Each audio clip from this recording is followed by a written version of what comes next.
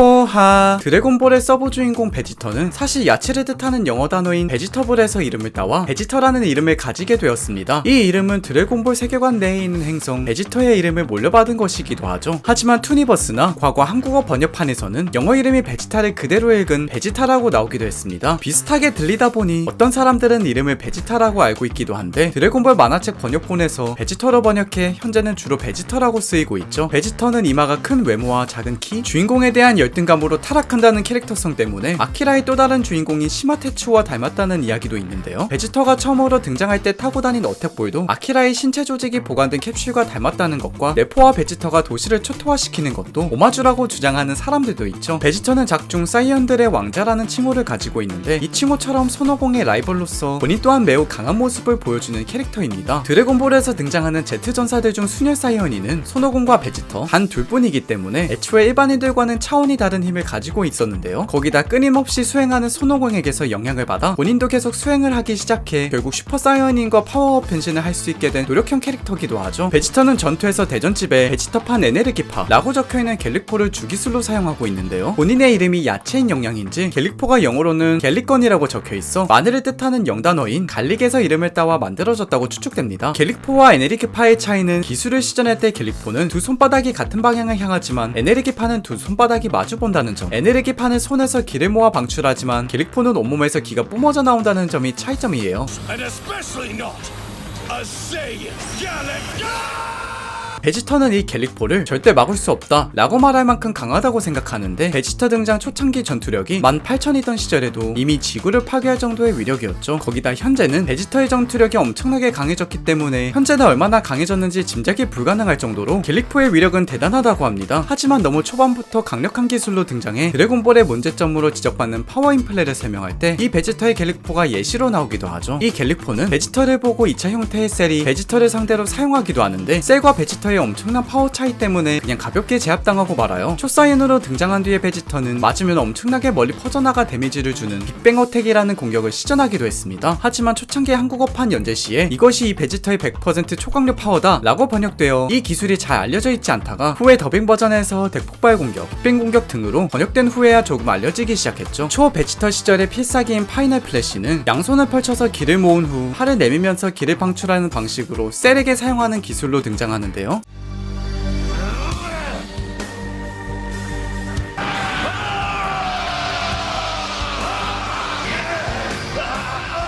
사실 셀은 베지터보다 빨라서 이 기술을 맞지 않을만 했지만 베지터의 이런 도발에 걸려들어서 직전에야 급하게 피해 결국 우측 상반신이 날아가 버리고 말았죠.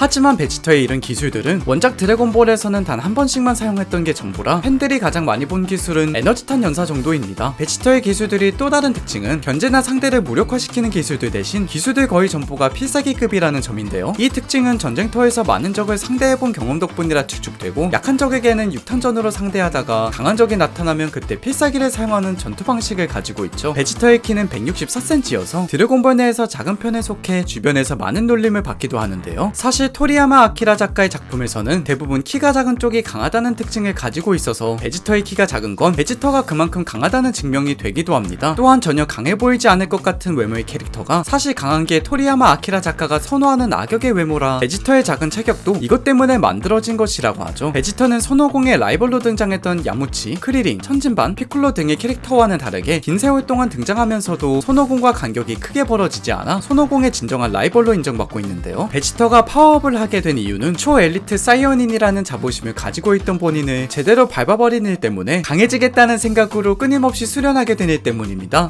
또한 손오공과 베지터 둘만 최후로 살아남은 순혈 사이언인이라는 점이 공통점이기 때문에 스토리에서 중요한 위치를 차지하고 있었죠. 베지터는 손오공의 라이벌이자 서브 주인공답게 인기투표에서도 대부분 2위만을 차지해 누군가가 떠오르는 위치를 차지하고 있어요. 베지터는 거대 원숭이, 초사이언인, 초사이언인 2, 초사이언인 갓, 초사이언인 블루, 초사이언인 블루 완 남성형과 블루 진화, 자의식의 극이 등 수많은 모습으로 변신할 수 있습니다. 다른 사이어닌들은 거대 원숭이로 변신하면 보통 이성을 잃는 모습을 보여주지만 베지터는 왕자라는 혈통답게 변신을 하고도 이성을 유지하면서 대화까지 가능한 게 특징이에요. 초사이언인으로도 변신이 가능한 베지터는 본인이 순수한 아기여서 변신할 수 있었던 것이라고 알고 있었지만 사실 이것과는 관계없고 그냥 S세포가 있어서 변신이 가능했던 것이라고 합니다. Yourself ever experienced fear?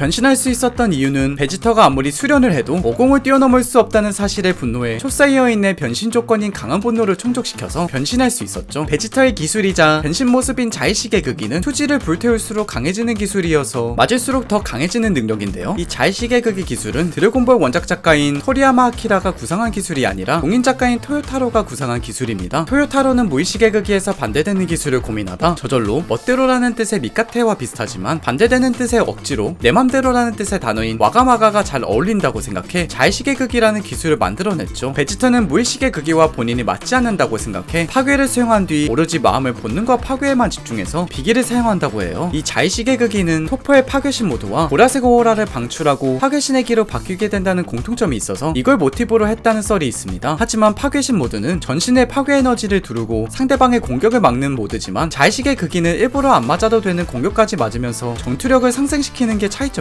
베지터는 부르마를 만나 결혼해 트랭크스와 부라는 자식을 두고 있는 4인 가족의 가장인데요. 베지터는 처음에는 악역이었지만 가족들이 생기면서 점점 선역으로 옮겨가면서 가족들을 아끼는 모습을 보여주는 캐릭터입니다. 트랭크스가 자신의 아들임을 깨닫고는 과거에는 트랭크스가 초사이어인으로 변신했지만 나중에는 자기 아들이니 당연하다며 희죽 웃기도 하고 뜬금없이 셀에게 쟤도 나만큼 세다면서 아들 자랑을 하기도 하죠. 베지터는 50보다 5살 많은 LG 732년생으로 첫 등장에서는 29살이었고 지구에 도착했을 때는 30살이었던 캐릭터였습니다. 원래는 부르마보다 1살 많은 연상이었지만 중간에 정신과 시간의 방에서 6년 동안 수련을 해 다른 캐릭터들보다 6년의 시간이 차이가 나 결과적으로는 7살 연상이 되었죠. 하지만 첫 등장 때 베지터의 외형이 30살보다는 훨씬 어려 보인다는 의견이 많아 프리자 편 중간에 얼굴과 체형이 바뀌어 지금의 모습이 되었어요. 베지터의 성우는 일본어판에서는 호리카와류, 한국어판에서는 김민석, 최한성우 등이 맡았고 영어판에서는 브라이언 드러먼드, 크리스토퍼 세벗이 맡았습니다. 사실 호리카와류는 베지터가 이렇게 오래 출연할지 몰랐어서 등장 당시 연재된 드래곤볼 사이어닌 편 이후 길게 연기를 할 줄 몰랐다고 해요. 사실 토라야마 아키라 작가도 50에게 죽는 베지터를 구상했던 적도 있지만 베지터의 많은 인기 때문에 드래곤볼에서 삭제시키지 않고 계속해서 출연시킨 것이라고 합니다. 이런 높은 인기 덕에 호리카와 료가 현재 베지터를 연기할 때 등장 초반과는 달리 허스키한 목소리로 바뀌어 동일 인물이라 생각하기 어려울 정도로 베지터가 계속 출연하고 있어요. 오늘은 드래곤볼에 나오는 베지터에 대한 50가지 TMI를 정리해보았습니다. 다들 재밌게 보셨나요? 혹시 TMI 중간에 잘못된 내용이나 제가 찾지 못한 내용들을 알고 있으시다면 댓글로 남겨주시면 감사하겠습니다. 오늘도 모두 포비아네로 되시길 바라겠습니다. 그럼 모두 포바!